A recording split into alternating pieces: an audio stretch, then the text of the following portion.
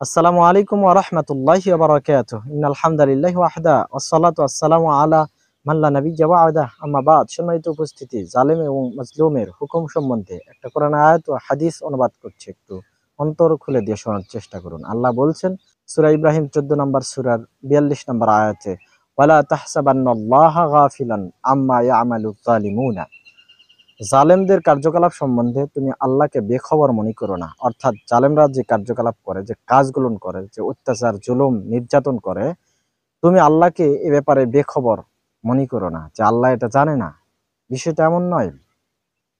ওয়া ইন্নামা ইউআখিরুহুম লিয়াউমিন তাশখাসু ফীহিল আবাসার। আল্লাহ তাআলা ওই দিবস পর্যন্ত তাকে ছেড়ে দিয়ে রাখেন। কোন দিবস? যেদিন মানুষের চোখ পলকহীন হয়ে যাবে, স্থির হয়ে যাবে। অর্থাৎ মানুষ কিয়ামতের বিভীষিকাময় পরিস্থিতি দেখে এমনভাবে তাকিয়ে থাকবে, তার চোখের পলকটা পড়বে না। একেবারে পলকহীন স্থির চিত্তে সে ওই ভয়াবহ পরিস্থিতি দেখবে।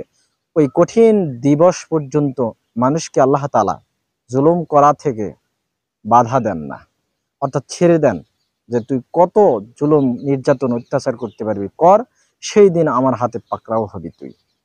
সম্মানিত উপস্থিতি, আল্লাহ রসুল মুহাম্মদ সাল্লাল্লাহু আলাইহি সাল্লাম এই জুলুম সম্বন্ধে চমৎকার বাণী উপস্থাপন করেছেন। তিনি বলেছেন, অংসুর আখাকা যালিমান আও মাজলুমান।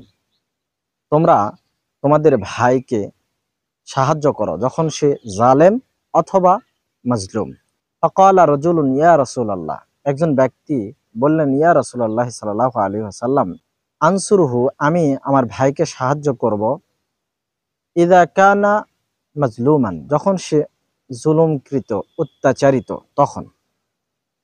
আফারাআইতা ইন কানা যালিমান কাইফা আনসুরহু, কিন্তু যখন সে অত্যাচারী, তখন আমি তাকে কিভাবে সাহায্য করব?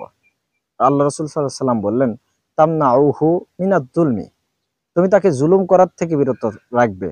ইন্না যালিকা নাসরুহ, এটাই তাকে সাহায্য করা হবে।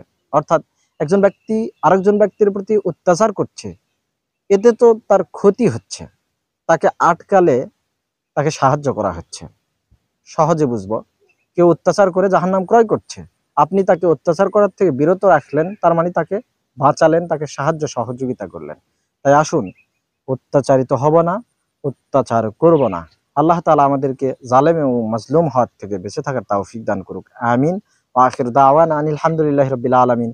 আসসালামু আলাইকুম ওয়া রাহমাতুল্লাহি ওয়া বারাকাতুহু।